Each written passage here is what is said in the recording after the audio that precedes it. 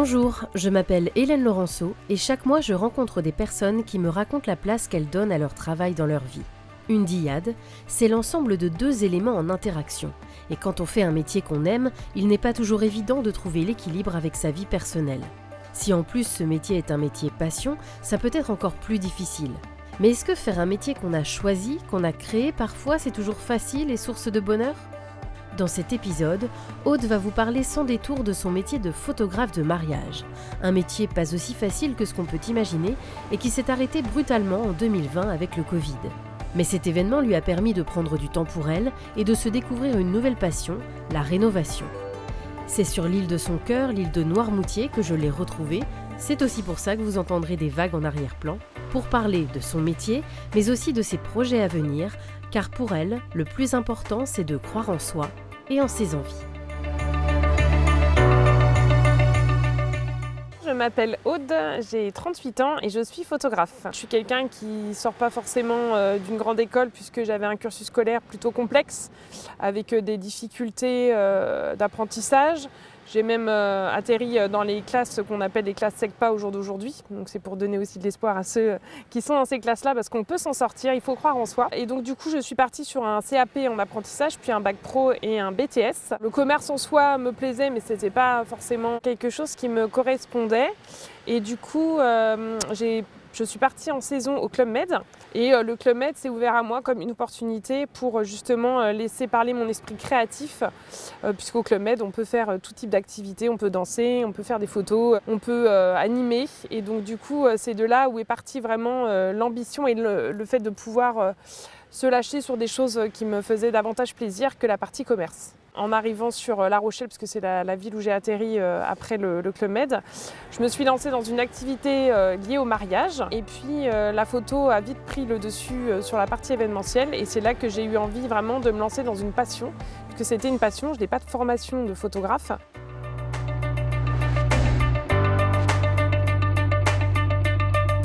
J'ai débuté avec des mariages de potes, avec quelques prises de vue de ci, de là, et pour me lancer réellement dans une activité qui est maintenant mon activité professionnelle. C'était il y a 8 ans, du coup, après m'être mariée personnellement, du coup, j'ai eu envie de passer le cap de faire des photos pour les autres. Je savais qu'en tant que prestataire et photographe, il y aurait de la place pour moi comme pour d'autres, parce que chacun a son style photographique, parce que c'est vraiment très personnel les photos, et que du coup, non, les gens autour de moi ont plutôt été positifs, notamment mon mari qui m'a beaucoup poussée et qui a toujours été très présent pour me dire vas-y fonce, et il a raison, parce qu'il faut foncer dans la vie, il faut y croire.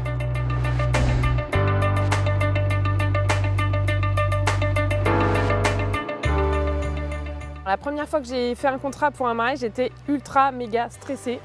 C'est-à-dire que j'avais en galerie des mariages de potes, donc qui m'avaient qui m'avaient donné leur confiance pour pouvoir faire leur mariage. Donc c'était quand même pour eux. Il y avait une contrepartie qui était celle de la finance, puisque du coup ils n'avaient pas à payer le photographe, mais il y avait aussi le stress de se dire est-ce que derrière je vais avoir quelque chose de chouette.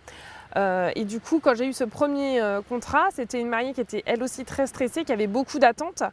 Et j'avais peur en fait de me lancer. Et puis au final, ça s'est super bien passé, malgré une intoxication alimentaire la veille du mariage. Donc comme quoi, faut y aller à fond. Et du coup, tout était cool, mais c'est vrai qu'il y avait cette pression, puisque du coup, les particuliers et surtout les gens qui se marient ont des attentes vraiment intenses. C'est-à-dire que pour eux, c'est le plus grand jour de leur vie. Et donc, tout est important du début jusqu'à la fin. Et ils ont des conditions qui ne sont pas toujours réalisables, mais on fait au maximum pour les encadrer et surtout leur rendre le meilleur de leur journée avec ces images.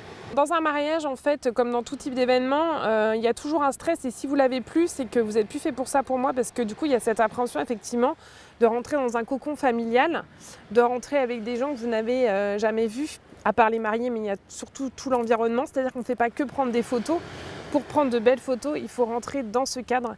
Et ce cadre n'est pas toujours simple à percer, on va dire.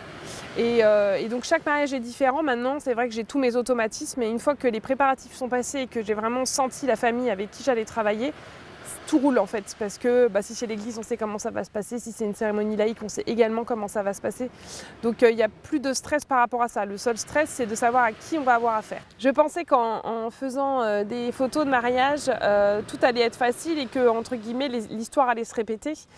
Et en fait, eh bien, on se rend compte que ce qui est très important, c'est d'avoir des mariés avec qui on a un feeling. Parce que c'est trop important comme journée pour laisser la place au hasard. Et en fait, des fois, il y a des gens qui ne sont pas faits pour coller ensemble et des photographes qui ne sont pas faits pour coller avec des mariés et inversement. Et donc, il faut vraiment le prendre en considération parce que des fois, forcément, ça m'est arrivé de me dire le matin, mais qu'est-ce que je fais là? En fait, je ne suis pas à ma place. C'était pas moi qu'il fallait comme photographe. Après, je me donne à fond comme dans tous les mariages. Mais c'est important et maintenant du coup je choisis vraiment mes mariés dans le sens où je leur dis même il faut vraiment qu'on soit raccord. C'est-à-dire que si vous ne me sentez pas, il n'y a pas de souci en fait, il y a d'autres personnes. J'avais pas mesuré que l'aspect humain pouvait être aussi important en fait dans le cadre d'un mariage puisque le feeling entre les mariés et leur photographe est hyper important parce que c'est la personne qui va vraiment capter tous les instants de la journée et si on n'est pas raccord ensemble, ça ne peut pas fonctionner parce que quand un mari vous dit je veux la photo de ma grand-mère qui pleure, j'ai envie de dire, on verra. Et quand on est déjà dans cette optique-là, ça veut dire qu'on n'a pas compris le travail d'un photographe.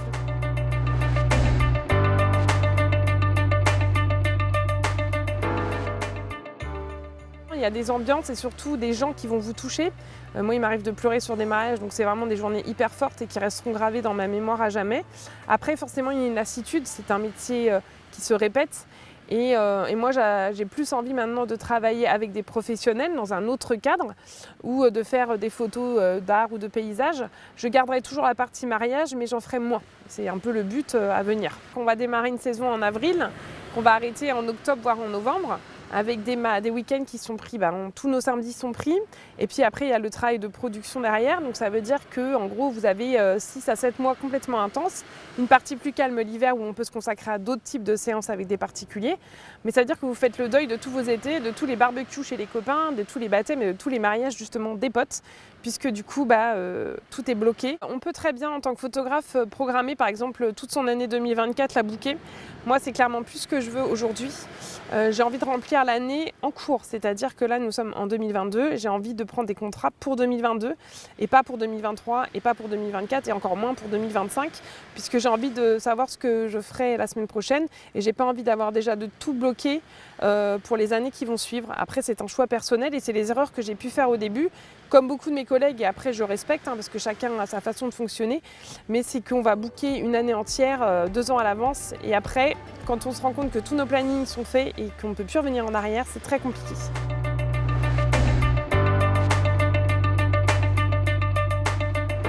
C'est important d'avoir conscience que c'est un budget, mais c'est la seule chose qui restera après votre mariage.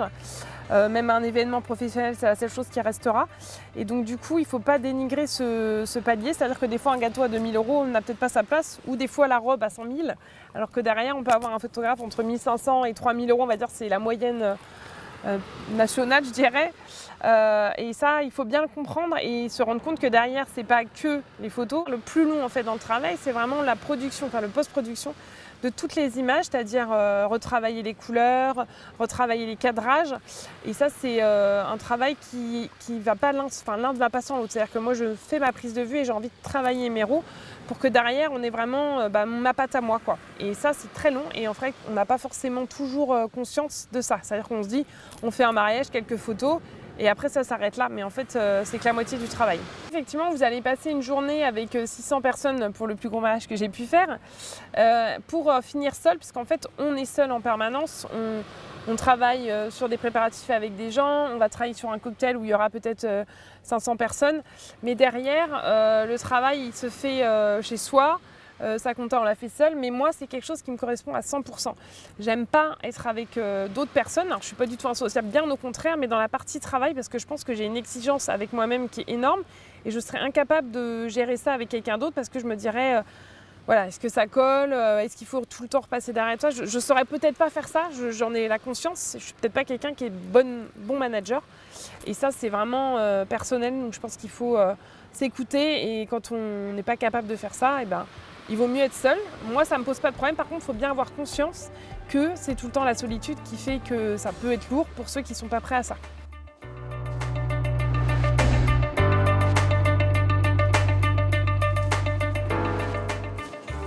Le Covid a eu pour beaucoup un effet sur moi positif dans le sens l'envie de prendre plus son temps. On s'est rendu compte qu'en fait tout pouvait s'arrêter, que vous n'étiez pas indispensable au moment du Covid, puisque à ce moment-là ça a été un vrai carnage.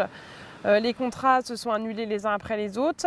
On a vécu les reports aux dates sans demander comment, qui, que quoi. Donc c'était assez compliqué à gérer. Et là, on s'est rendu compte que moi qui n'avais jamais manqué un mariage, je pouvais être traitée des fois de façon pas cool, dans le sens où j'ai décidé que c'était à telle date, vous n'êtes pas dispo, ok, rendez-moi la compte. Enfin, voilà, il y avait un respect qui était plus trop là. Et du coup, je me suis dit, mais en fait, est-ce que il n'est pas temps justement de prendre le temps, donc de voir les choses différemment. Et puis à ce moment-là, s'est présenté un autre projet à moi qui n'a rien à voir avec la photo.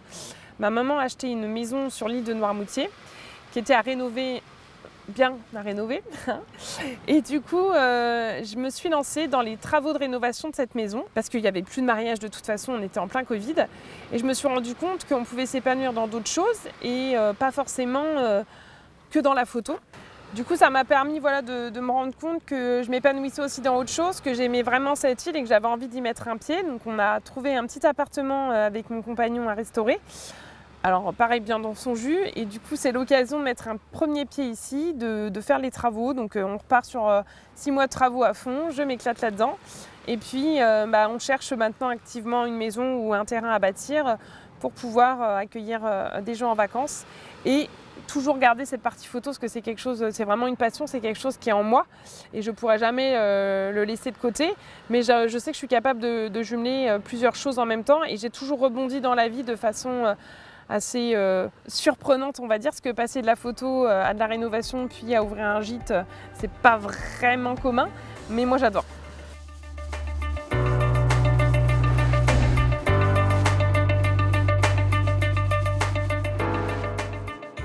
J'ai un compte Instagram qui a quelques abonnés.